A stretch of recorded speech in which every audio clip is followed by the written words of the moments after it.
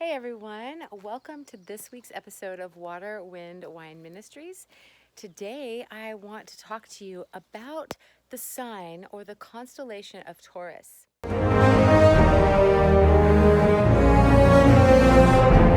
The constellation of Taurus is the Hebrew name Shur, S-H-U-R-E, and it represents the tribe of Joseph. It means coming to rule. The stars in this constellation are Aldebaran, I think, and it means the leader or the governor.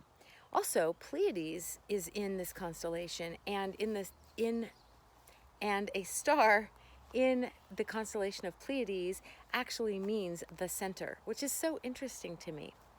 The first decan constellation of Taurus is Orion, and Orion in Hebrew actually means coming forth as light, like the light is coming forth on my face right now. Anyway, there are 10 Arabic words that refer to the constellation of Orion. And I wrote this down because I thought this was incredible. When you put these 10 Arabic words together, this is what they say.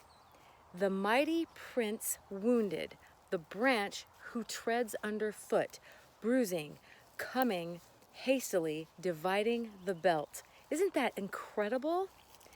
The second decan constellation, the second decan constellation for Taurus is Eridanus, Eridanus, Eridanus, and it means the river. The third decan constellation, can you see me? I think so. The third decan constellation is Aruga, and it means the shepherd. In Arabic, this word means wounded in the foot. Like I told you a minute ago, the Pleiades is in the sign of Taurus. It's a constellation, but it's not a decan constellation. And it means in Hebrew, the congregation of the judge. But in Greek, it means the abundance. There are 6 stars in the Pleiades constellation that can be seen with the naked eye.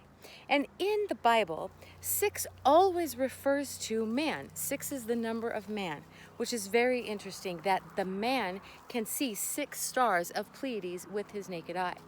So if you, like me, know Taurus the bull, then you understand that Taurus the bull is representative of the tribe of Joseph, like I said when I began this video.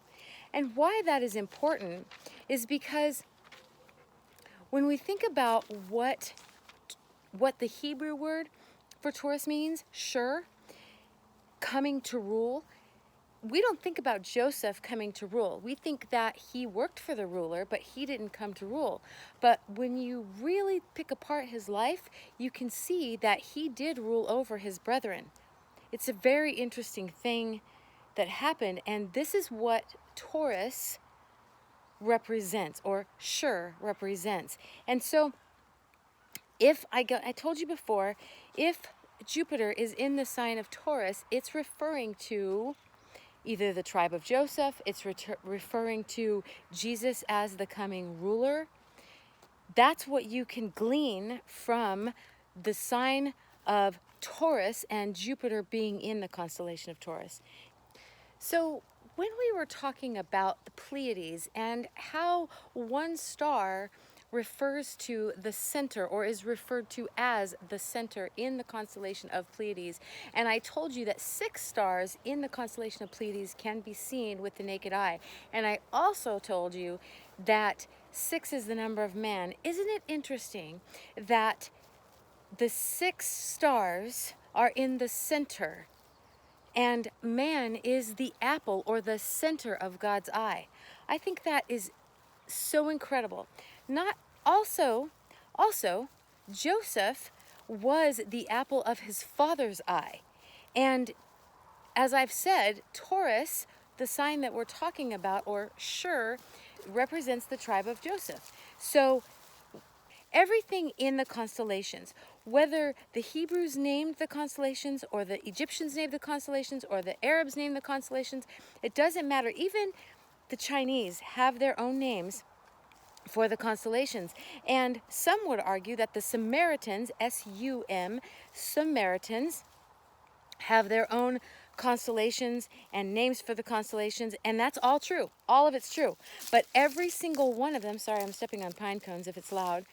Every single one of those people groups, the names of the constellations, the names of the stars within the constellations refer to God and his Son.